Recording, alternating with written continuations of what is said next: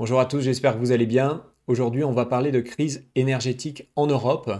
Donc c'est vrai que depuis quelques jours, on commence à avoir des informations un petit peu plus concrètes. On a des membres de gouvernement qui nous parlent de pénurie de gaz et d'électricité pour l'hiver prochain et également de rationnement. L'objectif de la vidéo d'aujourd'hui, c'est de faire un point complet sur cette situation énergétique en Europe. On va regarder dans l'ordre la situation du marché de l'électricité, ensuite le marché du gaz, puis on regardera les indicateurs économiques. Et enfin, on regardera quelles sont les sorties de crise possibles. Allez, on y va, c'est parti. Le sujet de la crise énergétique est maintenant abordé de manière beaucoup plus directe par les dirigeants politiques européens. Ici, par exemple, on a le Premier ministre français qui évoque des possibilités de rationnement pour les mois à venir. Donc, ils ont mis en place un plan qui vise à demander aux entreprises de diminuer de 10% la consommation en énergie dans les prochains mois. Donc ceci pour éviter des pénuries et des possibles rationnements. Ils évoquent également la possibilité d'un marché d'échange des droits à consommer. Donc ça, c'est pas encore très clair. Je ne sais pas très bien ce que ça veut dire. Ça serait uniquement pour, a priori, les sociétés. Et tout ça avec un objectif justement d'éviter des coupures brutales décidées par le gouvernement. Ici, on a un autre membre du gouvernement français qui évoque très clairement des possibilités de coupure de gaz et d'électricité cet hiver en France. Ensuite, si on va du côté de la Suisse, donc là, c'est un pays qui a plutôt été un petit peu plus rapide pour prévenir sa population. Donc maintenant, ils vont un petit peu plus loin dans le processus. Donc là, ils évoquent des risques, selon eux, d'émeutes dans le pays si jamais il y a des coupures brutales d'électricité ou de gaz. Ils expliquent ici que la population doit se préparer à des scénarios extrêmes, si jamais il y a des coupures brutales cet hiver. Et ils évoquent notamment des possibilités d'émeutes si jamais il y a des distributeurs de billets, par exemple, qui ne fonctionnent plus, ou bien si on ne peut plus faire de paiement par carte, ou bien refaire son plein dans une station-service. Et une autre personne, un autre dirigeant suisse, invite très clairement l'ensemble de la population à faire des stocks de bougies notamment et de bois de chauffage en préparation d'éventuelles coupures. Donc ça, c'était au niveau de la Suisse. Et enfin, si on monte au niveau européen, là aussi, on voit que le sujet devient prioritaire. Donc là, il y a normalement une réunion d'urgence qui va s'organiser le 9 septembre pour discuter spécifiquement de ces problématiques de crise énergétique. Donc il y a déjà certains commentateurs qui expliquent qu'il pourrait réfléchir à mettre un maximum pour le prix du gaz utilisé dans la production d'électricité. Donc c'est des premières pistes. Pour l'instant, je pense qu'il n'y a encore rien de concret. Toujours est-il que, comme vous voyez, l'ensemble des dirigeants européens maintenant eh bien, parlent du problème de manière beaucoup plus concrète. Regardons maintenant l'évolution du prix de l'électricité en Europe. Donc là, ce qu'il faut bien comprendre, c'est que en Europe, il y a, à l'exception du Portugal et de l'Espagne, il y a un marché donc interconnecté des réseaux électriques. C'est-à-dire que quand de l'électricité est produite dans une centrale, eh bien, elle va pouvoir alimenter indifféremment les particuliers ou les entreprises d'un pays, mais aussi du pays d'à côté. C'est tout à fait possible. Et donc, il y a un marché de l'énergie qui a été créé et des prix de gros de l'électricité sont calculés pour chacun des pays. Donc là, par exemple, on a pour la France l'évolution au cours des 5 dernières années des prix de gros de l'électricité. Donc vous voyez qu'on a vraiment une augmentation énorme. On est autour de 710 euros du mégawattheure aujourd'hui. Si on regarde l'Allemagne, on a également donc l'évolution ici sur 5 ans. Donc vous voyez, on a la même courbe. On est un tout petit peu plus bas en termes de prix aujourd'hui. Donc ce qu'il faut bien comprendre, c'est qu'il y a un système qui a été mis en place au niveau de ce réseau électrique pour calculer le prix de gros. Et ce système est basé sur l'évaluation du dernier mégawatt produit, celui qui a donc le coût de production le plus élevé. Et il se trouve qu'en ce moment, en Europe, eh bien, cette centrale-là est une centrale à gaz. Donc en réalité, l'évolution du prix de l'électricité suit l'évolution globalement du prix du gaz en Europe, qu'on peut regarder ici. Donc ici, on a l'évolution du prix du gaz et on a vraiment eu au cours des 2 dernières années, comme vous savez, une hausse très forte des prix du gaz. Et donc on se retrouve par voie de conséquence avec une hausse sur les prix de gros d'électricité, hein, une hausse très forte des prix. Donc il y a des discussions en ce moment au niveau de l'Union européenne pour modifier en fait ce système-là. Donc j'ai pas encore entendu, il n'y a pas encore d'accord, hein, ils commencent tout juste les discussions, mais très clairement c'est un problème. Il se trouve que l'Espagne et le Portugal, eux, ne sont pas dans la même situation, donc ils se sont déconnectés de ce réseau, hein, donc ils sont un peu isolés d'un point de vue réseau électrique, et donc ils ne sont plus du tout reliés au reste de l'Europe. Eh bien, on peut regarder ici l'évolution du prix, donc vous voyez que au final, ils sont autour de 190 euros aujourd'hui par mégawatt-heure. Donc on est, par rapport à la France, par exemple, 3 ou 4 fois moins cher en termes de prix de gros d'électricité. Donc pour eux, c'est quand même beaucoup plus avantageux. Donc ça, c'est des prix qui sont surtout derrière appliqués pour les entreprises. C'est pas vraiment les prix qui sont utilisés pour les particuliers. En France, par exemple, la hausse n'a pas été répercutée totalement sur les particuliers. Il se trouve qu'en France, il y a un bouclier tarifaire, hein, donc qui limite l'augmentation. Ici, vous voyez sur l'année 2022, donc il y a certes une augmentation, mais beaucoup moins forte que celle qui aurait eu lieu sans bouclier tarifaire. Le bouclier tarifaire est en place jusqu'à la fin de l'année 2022. On ne sait pas encore s'il va être maintenu. Vraisemblablement, à mon avis, ça sera le cas parce que sinon, la conséquence en termes de hausse sur les factures sera trop forte pour les particuliers. Il y a d'autres pays qui eux, en revanche, n'ont pas de bouclier tarifaire, comme par exemple la Belgique ou le Royaume-Uni. On a vu par exemple que au Royaume-Uni, on a sur un an des hausses parfois de factures d'électricité de 80%. Qui sont difficilement acceptables pour les particuliers. D'ailleurs, il commence à y avoir des manifestations au Royaume-Uni justement contre ces hausses de prix. Pour vous donner un ordre de grandeur du problème spécifique de l'évolution de l'électricité, du prix de l'électricité en Europe, on peut comparer la France, par exemple, aux États-Unis. Donc là, on a la France, où globalement, si on prend l'évolution sur 5 ans à peu près, on va retrouver à peu près un fois 20 en termes d'évolution du prix de l'électricité. Alors que si on va regarder ici, sur ce site, donc l'évolution du prix de l'électricité aux États-Unis sur 5 ans, donc à peu près cette évolution-là, eh bien vous voyez que ici, on est seulement à 20% d'augmentation. Donc il y a vraiment un ordre de grandeur qui est totalement différent entre ce qui se passe aux États-Unis et la crise qu'on a aujourd'hui en Europe.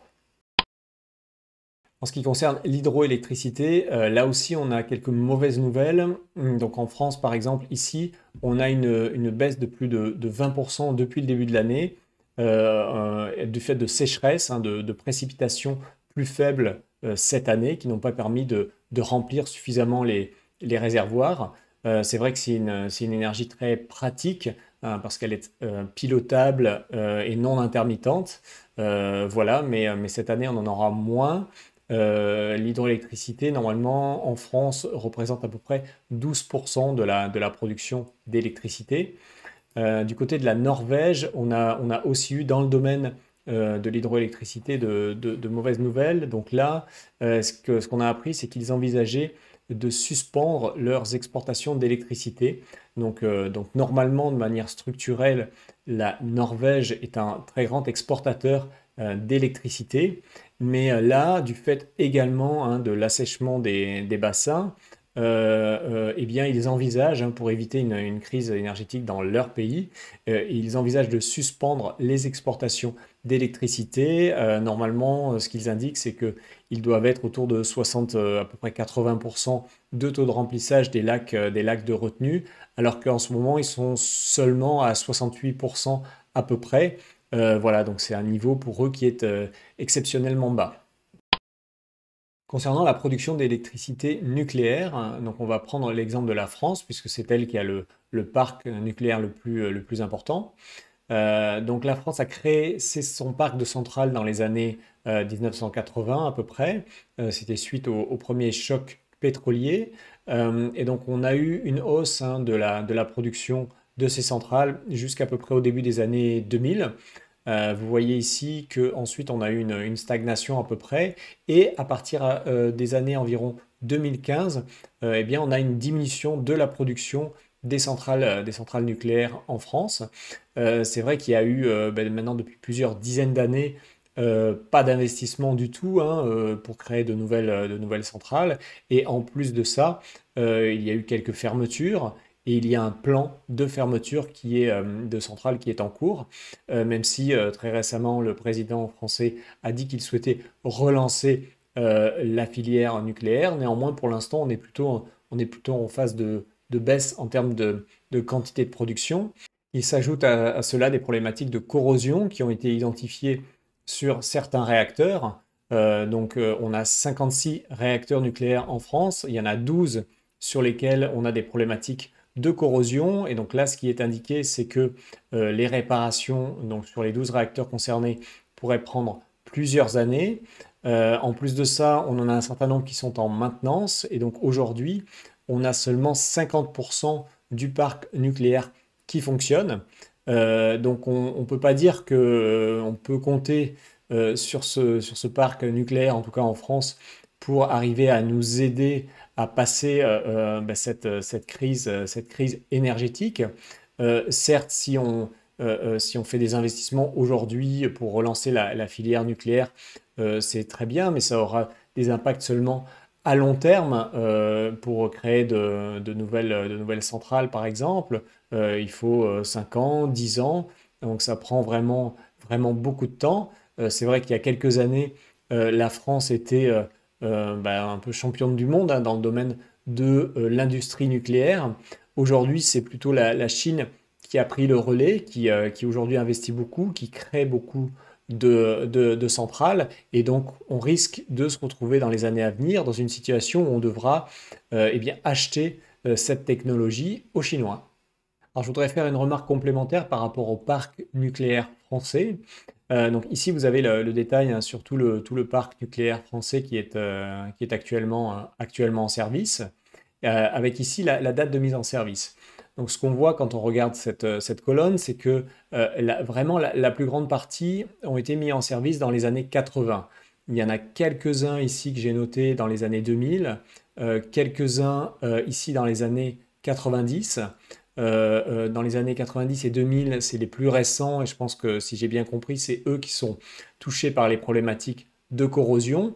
Mais sinon, ils sont vraiment tous, ils datent des années 1980, et donc ils ont été donc créés ici, et ça veut dire que on arrive aujourd'hui à peu près à 40 ans, hein, de durée de vie de ces réacteurs, qui était la durée de vie initialement prévue pour ces réacteurs.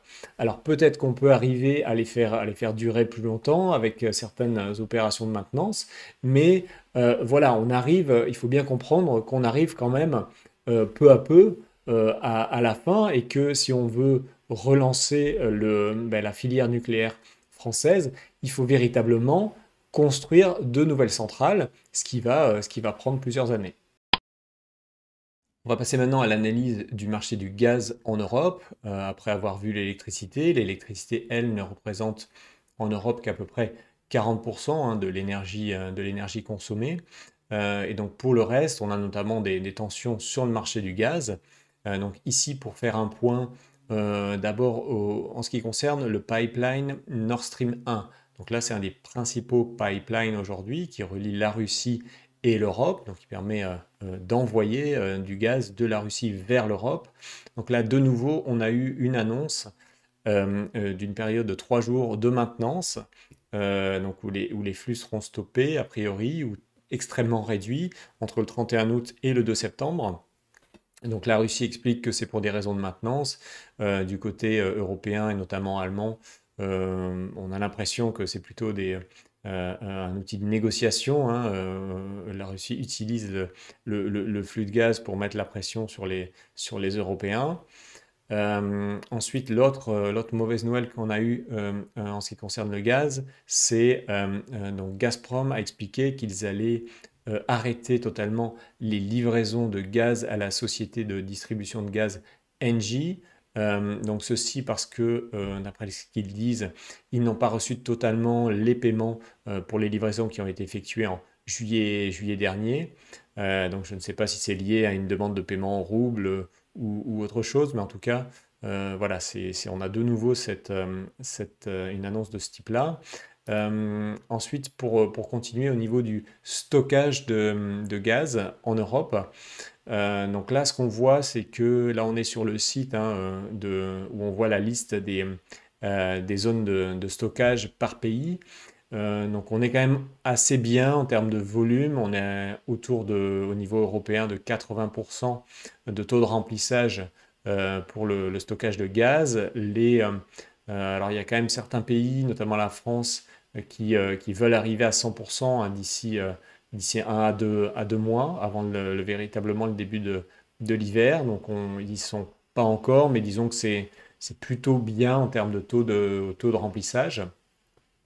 Après, si on regarde au niveau des approvisionnements qui viennent d'autres pays, notamment les États-Unis, hein, donc les États-Unis produisent beaucoup de gaz et en exportent une partie, notamment vers l'Europe, en utilisant du gaz naturel liquéfié, hein, donc ça part par bateau. Donc là, vous avez les chiffres. Et donc, quand on regarde les envois vers l'Europe, effectivement, en ce moment, c'est la France qui reçoit le plus, ici 47 000, suivi par l'Espagne. Si on compare, là, les chiffres qu'on a, c'est seulement pour le mois de mai 2022, on n'a pas de chiffres plus récents. Ce qu'on peut dire, c'est que par rapport au mois précédent, on n'a pas non plus pour l'instant d'augmentation très forte de ces exportations. On est limité hein, par le nombre de bateaux qui existent, par les capacités à arriver à traiter dans les ports français, européens, eh bien ce gaz qui doit être retransformé. Hein. Donc il arrive sous forme liquide, il doit être retransformé sous forme de gaz. Et eh bien, on n'a pas non plus la possibilité d'augmenter très fortement ces capacités. Ensuite, dernière chose pour parler des États-Unis, là, on a eu une dernière déclaration de la ministre de l'Énergie américaine en ce qui concerne les exportations de pétrole raffiné. Et donc ce qu'ils expliquent, c'est que la ministre de l'Énergie met la pression en réalité sur les raffineurs américains pour ne pas augmenter ces exportations de pétrole raffiné, donc d'essence et de diesel notamment. Donc parce que eh bien, ils défendent leurs intérêts, ils ont eux aussi des problématiques de stock un peu faibles, de prix de l'énergie qui ont monté. Et donc voilà, compte tenu de cette déclaration, c'est vrai qu'on ne peut pas dire qu'en ce moment, l'Europe puisse compter sur les États-Unis pour l'aider à se sortir de cette crise énergétique. Une des conséquences qu'on pourrait avoir en Europe de la hausse des prix du gaz et de l'électricité, ben, c'est une désindustrialisation importante de cette zone. Donc plusieurs exemples. Là, on a un article par exemple en Belgique qui nous indique que des sociétés, donc des industriels, arrêtent leur production. Donc on a un exemple Aperam, hein, qui est un fabricant d'acier, et une autre société qui s'appelle Yara, qui produit des engrais. Et donc, eux ont décidé hein, d'arrêter leurs opérations dans certaines usines du fait de la hausse très forte du prix du gaz et de l'électricité. Donc pour le gaz, ça impacte beaucoup hein, les fabricants d'engrais. Les engrais azotés utilisent dans leur fabrication du gaz naturel et donc sont extrêmement impactés par la hausse du prix du gaz aujourd'hui. D'ailleurs, là-dessus, on a ici une carte qui nous montre en Europe toutes les usines qui ont été affectées, donc qui ont été arrêtées ou qui ont réduit significativement leur production à cause de la hausse du prix du gaz naturel. Et donc, alors c'est un peu petit, mais donc, il y a tous les détails. Et donc, vous voyez, il y en a certaines qui sont shutdown, certaines qui ont réduit leur production de 35%, de 75%. Voilà, et on a cette situation vraiment dans toute l'Europe. Donc là, spécifiquement sur la fabrication d'engrais, hein, ce qui pourrait derrière avoir un impact sur la production de nourriture. Et le dernier point que je voulais vous montrer, c'est ici une analyse des énergies qui sont utilisées en France. Donc là, c'est l'exemple de la France dans le domaine de l'industrie. Et donc là, vous voyez qu'en fait, on est à 35% à peu près d'électricité et de gaz. Hein, donc ces deux ressources, hein, l'électricité et le gaz, sont à 35%, sont vraiment les deux choses qui font fonctionner véritablement l'industrie en France. Donc si on n'en a plus ou si les prix sont trop élevés, eh bien les industriels risquent de décider de délocaliser hein, leurs usines vers des zones où les prix sont plus raisonnables et où il y a une abondance un petit peu plus importante de l'offre aujourd'hui, comme par exemple hein, les États-Unis, où effectivement eh bien, il y a plus d'offres et des prix plus raisonnables. Alors, je fais maintenant un petit rappel, même si j'en ai déjà parlé dans d'autres vidéos. Il faut bien comprendre que l'économie, c'est de l'énergie transformée. Il y a une relation directe entre la quantité d'énergie qu'on consomme et le PIB. Là, vous avez la courbe hein, qui montre la relation entre les deux. En termes de quantité d'énergie consommée, c'est en fait c'est bien une quantité, hein, c'est pas une valeur. Donc c'est l'équivalent en nombre de barils de pétrole, par exemple. Et on relie ça au PIB et on trouve une droite avec un très bon coefficient de corrélation. Et donc, ce qui veut dire que si on est dans une situation où on est obligé de diminuer notre consommation d'énergie, et là, c'est un peu la situation dans laquelle l'Europe est en ce moment. Hein. En France, par exemple, on demande aux entreprises de diminuer leur consommation d'énergie de 10%. Eh bien, cela veut dire qu'on va avoir au niveau de cette zone une diminution du PIB à peu près du même pourcentage. Regardons maintenant ce que nous disent les indicateurs économiques en Europe. Donc on commence par un indicateur de sentiment des consommateurs. Alors que vous voyez ici, je l'ai mis sur une très longue période. Voilà, on se trouve tout en bas. Ici, vous voyez qu'on est au plus bas vraiment historique sur l'indicateur hein, depuis les années 80. Ensuite, si on fait on se focalise sur l'Allemagne, donc là, on a l'indice IFO hein, du climat des affaires.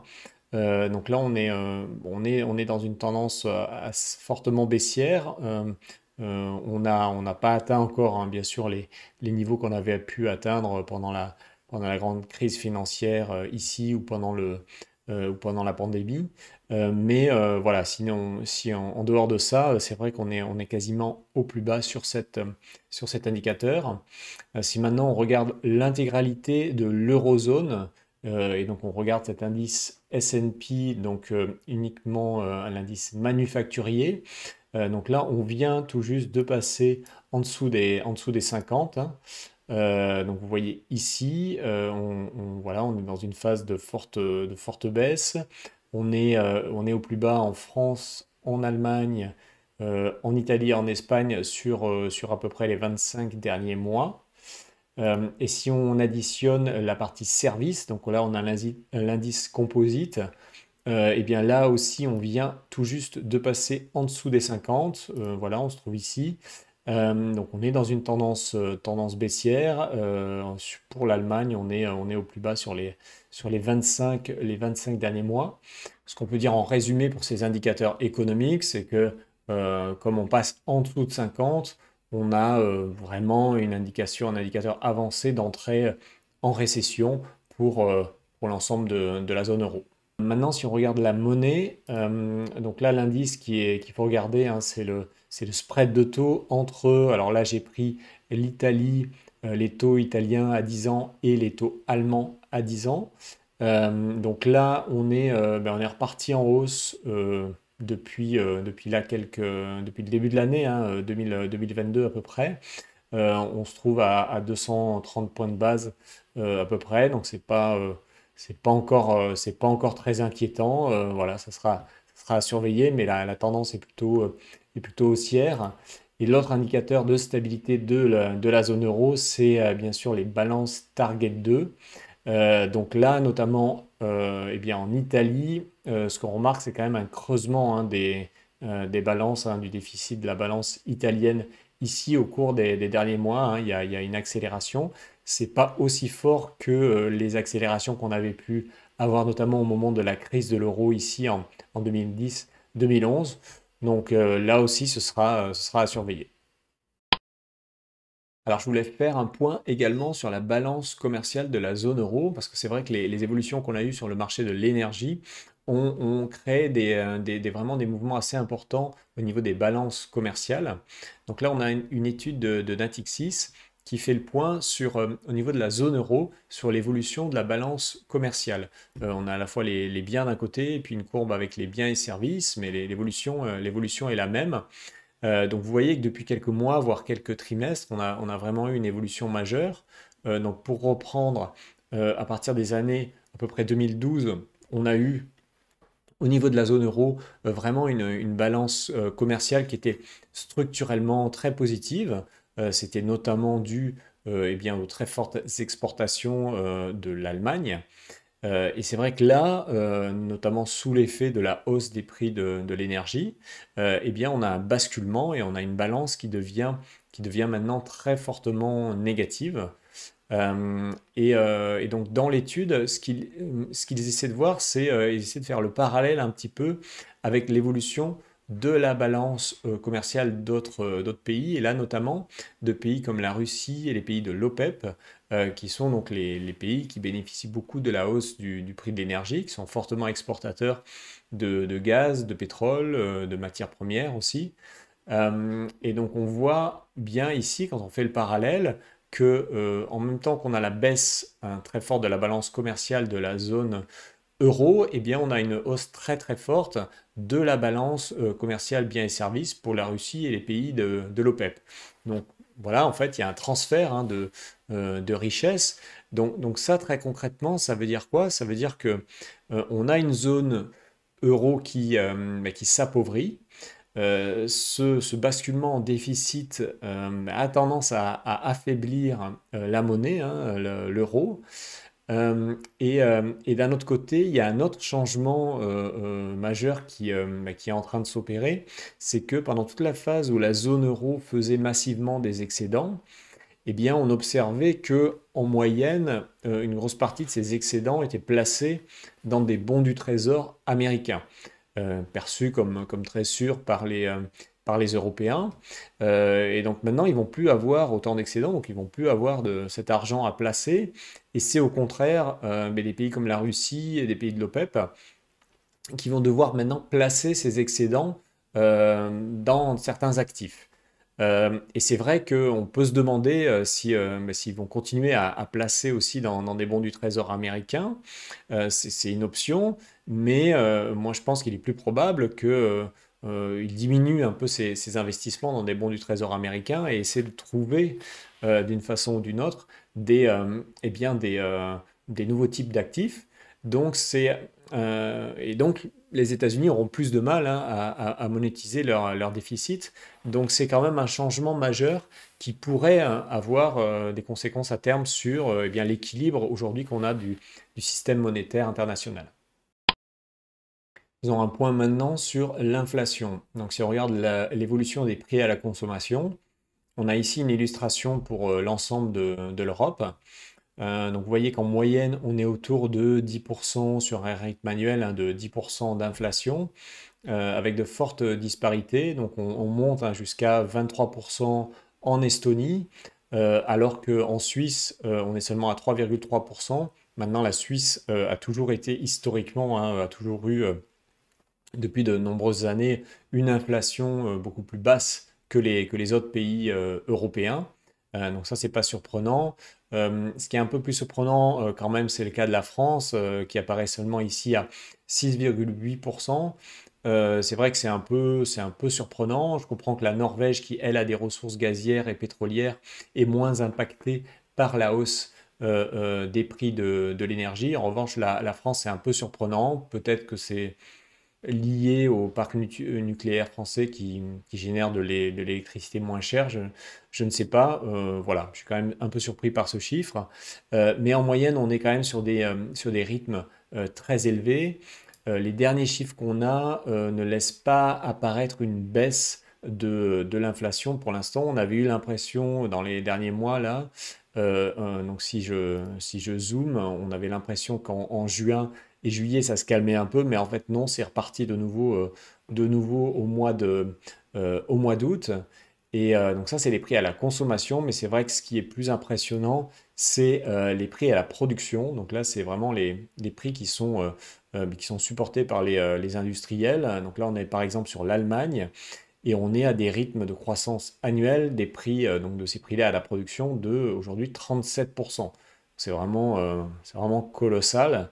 Et on a vraiment une hausse en ligne droite qui ne s'arrête pas. Voilà, donc on n'a pas de signe de réduction hein, de l'inflation pour l'instant, de diminution de l'inflation dans la zone euro ou en Europe.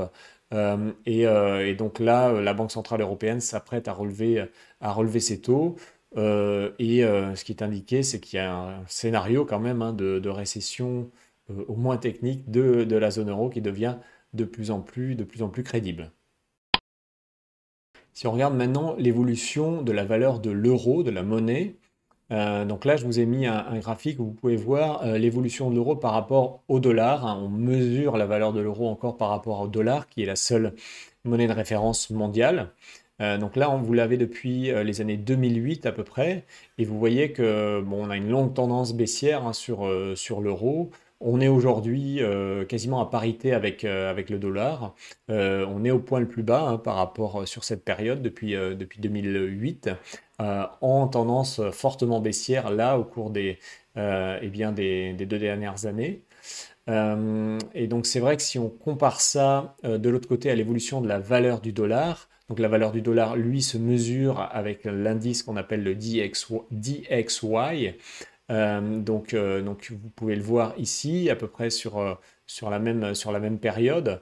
Donc vous voyez que là, au contraire, on est vraiment dans une tendance haussière très forte hausse ces derniers mois. On revient à peu près au niveau de la valeur du dollar sur la valeur qui avait été atteinte dans les années 2000.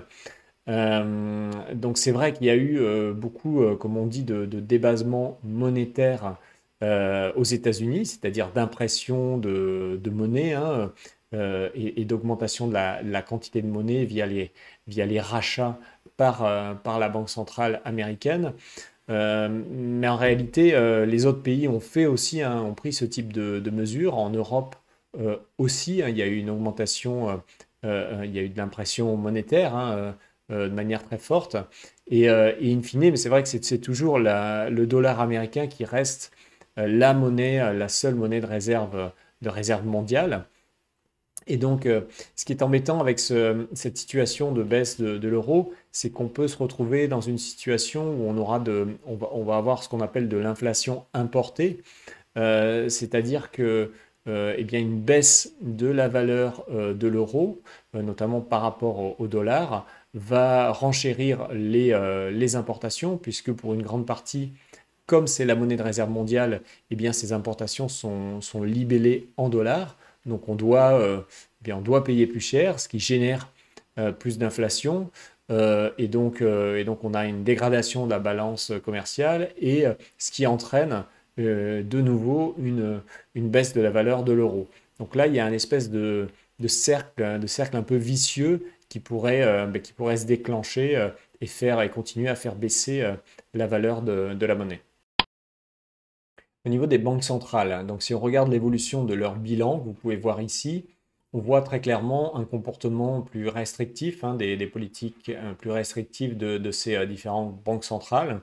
Ce qui nous intéresse, c'est surtout la Banque centrale européenne, donc c'est celle qu'on voit tout en haut en bleu. Donc c'est elle, hein, justement qui a là en ce moment, depuis quelques mois, à son bilan qui baisse le plus rapidement. Donc très clairement, les membres de ces banques centrales en Europe eh bien, veulent s'attaquer à l'inflation. Donc là, on a eu une réunion il n'y a pas très longtemps à Jackson Hole aux États-Unis pour parler de ces problématiques. Et donc une personne de la Banque centrale européenne a expliqué que il fallait réagir avec plus de force à la poussée actuelle d'inflation, même au risque d'une croissance plus faible et d'un chômage plus élevé. Hein. Donc ils veulent à tout prix faire baisser l'inflation. Et effectivement, hein, bien, si vous avez moins d'activité, ben, c'est sûr que ça va contribuer à la baisse de cette inflation. Donc là, on a la déclaration complète de cette personne. Et ici, vous pouvez voir donc en conclusion que c'est vraiment, hein, l'inflation élevée qui est la principale préoccupation et qu'il faut ramener cette inflation à des niveaux corrects très rapidement parce qu'ils ne veulent pas perdre la confiance, hein, du public et des marchés. Si on regarde en Suisse, c'est un peu le même type de discours, même si en Suisse, ils n'ont pas la même problématique, il y a quand même moins d'inflation, mais ils indiquent également que nous devons prendre des mesures fortes en termes pour permettre une stabilité des prix dans tout type de scénario. Voilà, donc il y a vraiment une volonté maintenant affichée des banques centrales et donc qui vont sans doute continuer à augmenter un peu les taux, ce qui sans doute va accélérer un mouvement vers un début de récession en Europe. Quelles solutions existent pour arriver à sortir de cette crise énergétique? D'abord, la première chose qu'il faut savoir, c'est que très concrètement, il n'existe pas aujourd'hui d'alternative énergétique au gaz russe. Ce n'est pas des petites augmentations, par exemple d'importation de gaz venant des États-Unis ou d'Algérie qui va arriver à combler le problème. Donc, il n'existe pas d'alternative aujourd'hui. Et donc, au final, une des possibilités, hein, pour arriver à sortir de la crise, ce serait quoi? Ce serait d'arriver à trouver un accord, hein, sur un cessez-le-feu, une fin de la guerre avec la Russie et une reprise on va dire des contrats commerciaux de façon normale avec les Russes. Malheureusement, j'y crois pas trop. Néanmoins, c'est ce qui est demandé ici, hein, par certains parlementaires allemands du SPD qui effectivement, hein, demandent à reprendre les négociations avec la Russie. Je pense qu'ils se sont rendus compte que l'impact pour le pays risque d'être excessivement fort. Et voilà, et ils doivent se rendre compte qu'il n'y a pas d'autre solution. Maintenant, si on n'arrive pas à faire ça, ce qui à mon avis est le plus probable, eh bien, la seule chose qui reste à faire, c'est diminuer la consommation d'énergie. C'est la seule chose, hein, pour arriver à passer cette période qui durera peut-être plusieurs années.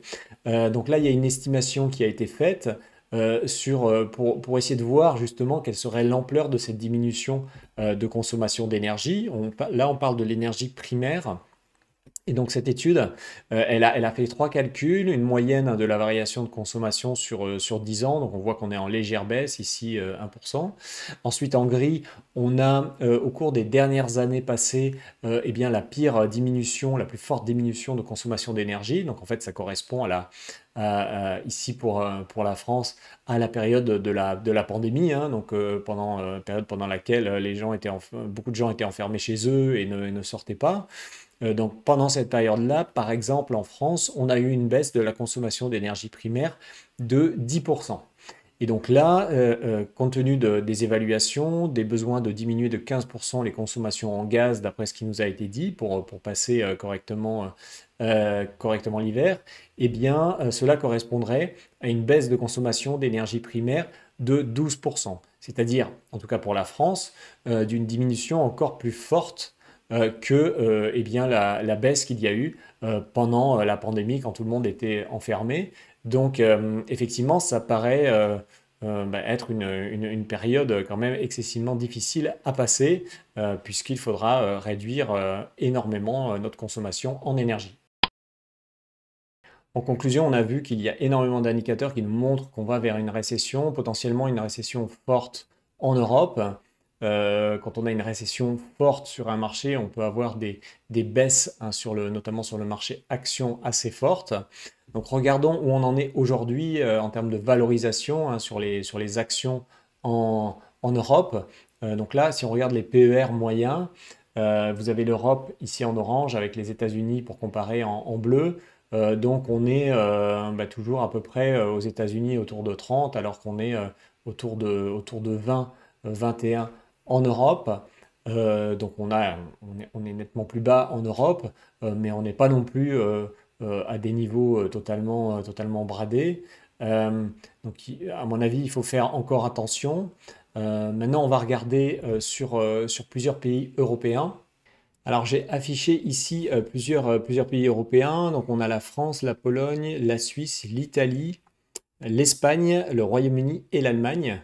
Donc regardons un petit peu où on se trouve. Donc je vous affiche les chiffres ici. Donc tout en haut on a la Suisse, hein, mais c'est le pays où il y a quand même le moins d'inflation et dans lequel il y a le moins de problèmes. La France est toujours assez haut, j'avoue, autour de 25, hein, des PER moyens de 25. Alors il y a peut-être une surpondération parce qu'il y a beaucoup de sociétés du CAC 40 qui ont une très très grosse taille dans l'indice MSCI qui est utilisé ici.